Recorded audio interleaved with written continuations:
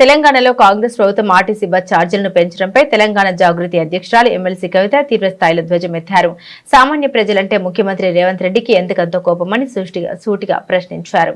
ఈ మేరకు ఆదివారం ఆమె తన నిరసన వ్యక్తం చేశారు. గ్రీన్ జర్నీ పేరుతో ప్రభుత్వం సామాన్యుల రక్తాన్ని పీల్చొస్తుంది, బస్సు ఎక్కడమే పాపం అన్నట్లుగా ప్రజల జేబుల్ని గుల్ల చేస్తున్నారని కవిత తన పోస్టులో తీవ్రంగా విమర్శించారు.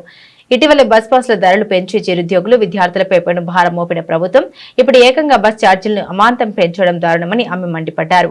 ప్రభుత్వం తీసుకుంటున్న ఈ నిర్ణయాలు సామాన్యుడి నడ్డి విరిచేలా ఉన్నాయని కవిత ఆవేదన చెందారు. ప్రజా రవాణాను ప్రజలకు దూరం చేసేలా ప్రభుత్వ విధానాలు ఉన్నాయని, ఛార్జీల పెంపు నిర్ణయాన్ని వెంటనే వెనక్కి తీసుకోవాలని కవిత డిమాండ్ చేశారు.